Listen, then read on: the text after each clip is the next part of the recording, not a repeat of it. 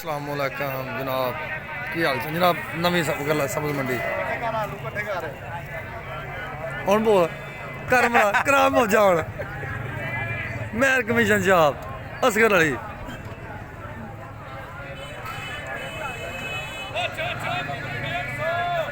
नवी सब्ज मंडी जनाब।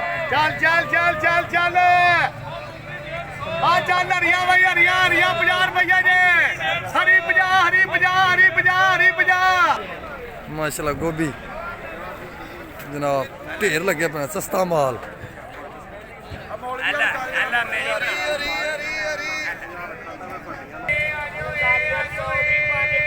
आजो चाची नहीं आई।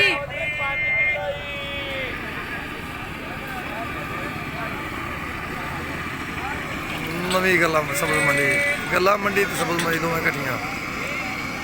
हीरा चौला वाला छे वाला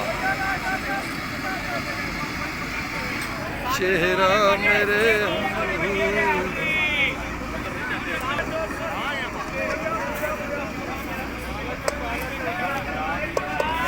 न्यूज़ चाय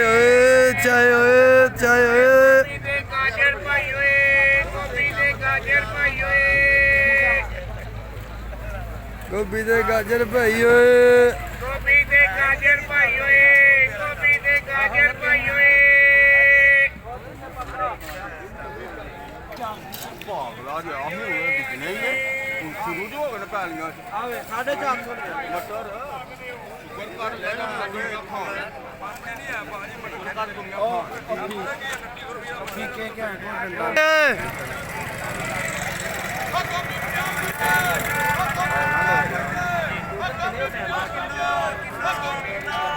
हरिया 50 रुपया किलो ने हरिया 50 रुपया ने ਉਹ ਅੱਗੇ लट लो मौजा कर लो ਹਰੀਆਂ ਨਾ ਕਿਹੜੀਆਂ ਮੌਜਾਂ ਨੇ बिस्मिल्लाह ਕੋਈ ਹੋਰ ਸ਼ੈ ਸਸਤੀ ਕਰ। और सारिया शाबा सस्तियां प्याज भी सस्ता अच्छा। आलू भी सस्ता ਅੱਛਾ टमाटर 50 रुपए किलो ਉਹ ਸਸਤੇ ਨੇ ਉਹ ਨਹੀਂ ਲੈਣੇ। हाय हाय हाय ਪਿਆਜ਼ ਕਰਾਂ ਸਸਤੇ ਇੰਜ कोई सस्ता भाजी ਪਿਆਜ਼ प्याज 700 रुपए दड़ी 700